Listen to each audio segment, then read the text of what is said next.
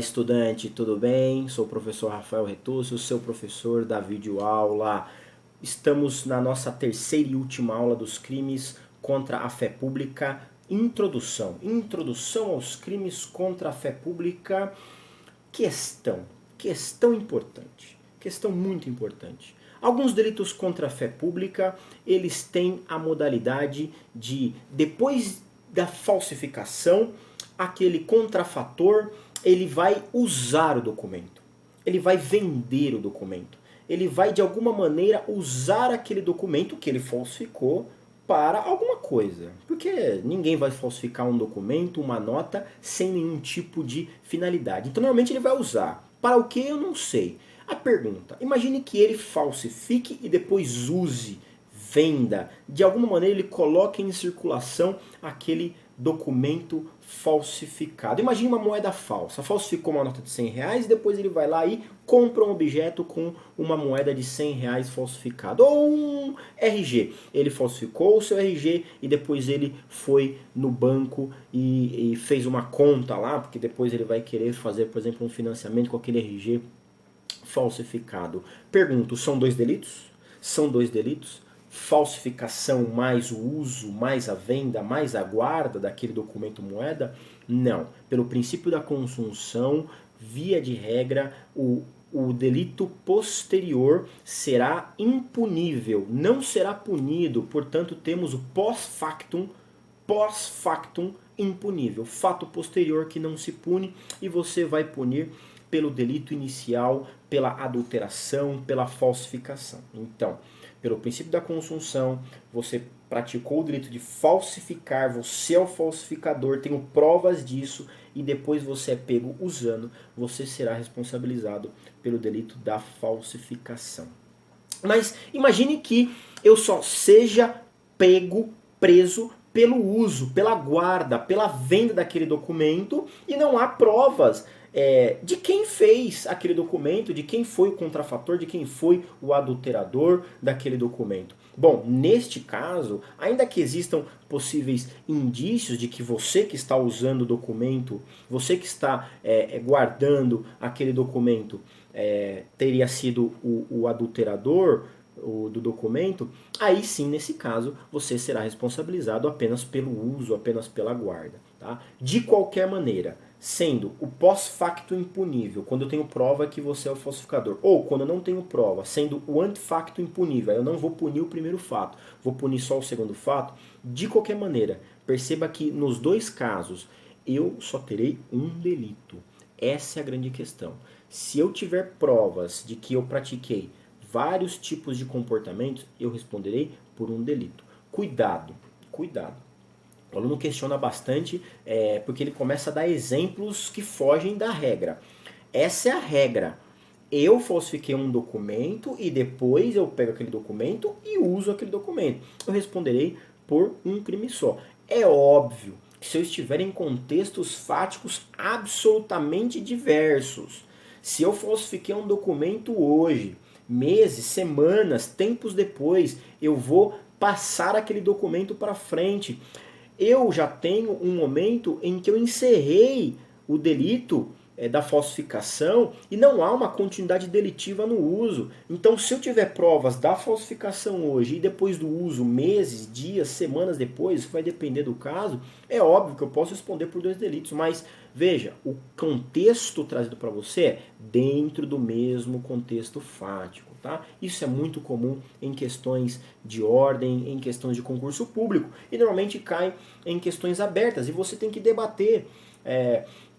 Imagine que você está no exame de ordem, segunda fase, vem a questão para que você, tendo sido o seu cliente, preso e apontado dois delitos diferentes para ele, a falsificação do documento e o uso do documento, e aí o exame de ordem pede para que você, na função de advogado, faça teses defensivas. Ora, uma das teses defensivas é essa, você fala do princípio da consunção. Só que isso é discutível pela distância, né? Ele falsificou hoje e usou depois. Bom, mas a tese existe. É óbvio que isso vai ser discutido, é óbvio que existem posições diversas, mas se no mesmo contexto fático eu pratico duas ou mais condutas, eu tenho um único delito. E não tem nem o que se falar quando a falsificação é de um documento e o uso ou a venda é de um documento completamente diferente. Aí eu tenho dois delitos mesmo. Então imagine que eu falsifico documentos em minha casa, só que eu recebo notas falsas de outra pessoa e faço a venda delas em outro cenário, né? Ainda que seja no mesmo dia, ainda que a polícia me prenda pelos dois delitos no mesmo dia, que em tese seria até dentro do mesmo contexto fático, é óbvio que eu estou tratando de documentos diferentes, de formas diferentes, e aí então eu teria dois delitos, tá? A regra é, no mesmo contexto fático, aquele que falsifica e usa ou que guarda responderá por um único delito, princípio da consunção. Essa é a resposta, vai firme nessa alternativa, tá certo? Pois bem, outra questão muito importante, que aí eu já peço para que você de cara anote a súmula 17 do STJ, a súmula antiga, hein? Bem antiga do STJ, mas é uma súmula muito importante. Imagine que alguém tenha praticado a falsificação de um documento e depois ele pratique o estelionato. Então lembra do uso que eu falei, que a pessoa vai usar o documento depois que ela falsificou? Mas imagine que ela estaria praticando estelionato. Eu falsifiquei um documento, um contrato, falsificação de documento privado, para conseguir retirar um determinado valor no banco. Então eu pratiquei um estelionato, eu fraudei o banco.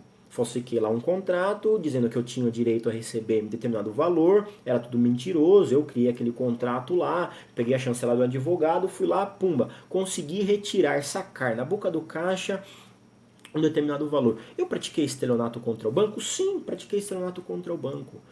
E aí? Que delito eu pratiquei? Pratiquei delito de falso ou delito de estelionato? Ou pratiquei os dois? Essa é uma grande discussão, que sobre isso nós temos cinco posições doutrinárias e alguns trazem até mais que 5 posições. Bom, eu vou explicar primeiro a sumulada, que é essa que você tem que ficar. E na sequência eu explico, pelo menos faço o apontamento das demais, as demais posições para vocês. A posição sumulada é a do STJ, que fala o seguinte: quando o crime de falso se exaure no estelionato, quer dizer, acaba no estelionato, você praticou um crime de falso para o estelionato, e aí você encerra a possibilidade lesiva daquela falsificação no estelionato, diz a súmula, sem mais potencialidade lesiva, é por este estelionato absorvido. Quer dizer, se você praticou um crime de falso anterior ao estelionato, praticou um crime de falso e depois o estelionato, e o falso foi exaurido no estelionato, o estelionato vai absorver a falsificação e, portanto, você terá um único delito, que é o delito de estelionato. Um exemplo ótimo para você. Você falsificou uma folha de cheque. Você foi lá, preencheu a folha de cheque de alguém, assinou e foi na boca do caixa e conseguiu retirar lá um determinado valor. Quem que você fraudou? O dono da conta, mas inicialmente o banco. Então praticou estelionato. E o falso? Falsificação de documento público, artigo 297 do Código Penal, na modalidade equiparada, você falsificou o cheque. Neste caso, responda para mim, tem como aquele cheque que aquela folha de cheque que você falsificou e deixou no banco, tem como você causar mais potencialidade lesiva ou foi totalmente exaurida pelo estelionato? Sim, foi exaurido pelo estelionato, não tem mais como você praticar outros delitos, então, neste caso, o delito de falso será absorvido pelo estelionato, tá certo? Uma questão interessante é que, olha que absurdo, né? Olha que absurdo, o delito de falsificação de documento público tem a pena maior que o estelionato, 2 a 6, o estelionato 1 a 5, e mesmo assim o estelionato vai absorver a falsificação de documento público, tá certo? Isso aí é bom porque quebra um paradigma na sua cabeça que você, eu tenho certeza, acreditou em um determinado momento que o delito mais grave sempre vai absorver o delito menos grave. Isso não é verdade, a própria súmula do STJ, a súmula 17, está dizendo isso, tá bom? Uma interpretação a contrário senso da súmula do STJ, então, retirando da súmula do STJ aquilo que a súmula não disse, mas para dar uma interpretação extensiva é o seguinte: se o falso não se exaure no estelionato, quer dizer, se eu pratiquei um crime de falsificação, que é possível continuar praticando outros estelionatos, eu não vou absorver, o estelionato não vai absorver esse crime de falso. Então, exemplo, você falsificou um cartão de crédito. Você pode praticar um estelionato aqui, ali, em outros lugares. Você falsificou um RG. Você conseguiu lá um crédito no banco com aquele RG falso. Mas o RG está com você. Você pode continuar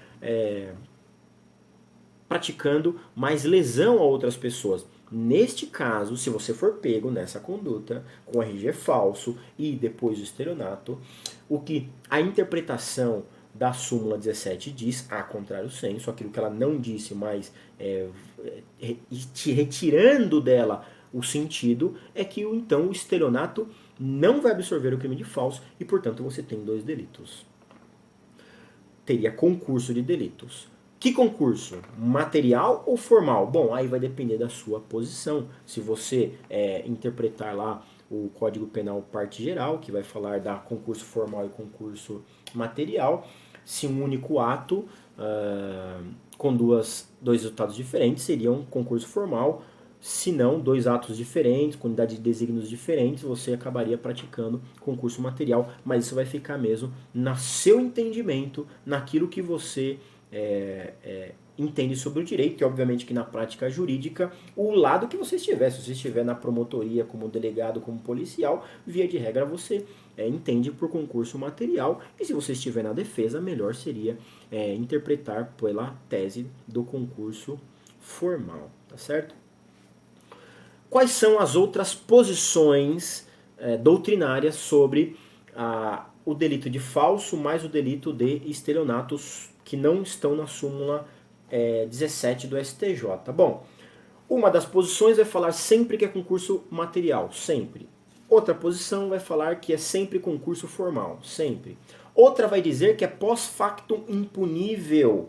Post-factum impunível, quer dizer, fato posterior que não se pune, estelionato, se a pena do delito de falso for maior. Então, na moeda falsa, que tem a pena muito alta, se eu não me engano, 3 a 12, deixa eu confirmar aqui, 3 a 12 anos, perdi aqui, 3 a 12 anos, e o crime de estelionato tem a pena de 1 a 5, então seria menos da metade.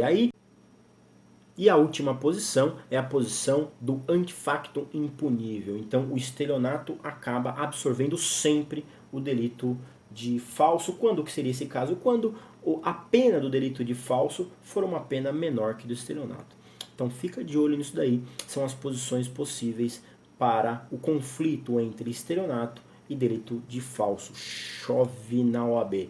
Se você gostou, dá um like aí, dá uma curtida. Se gostou mais ainda, e se você é estudante, está se preparando para a OAB, notícia. Se inscreve no canal que toda semana teremos aulas novas para você. Valeu!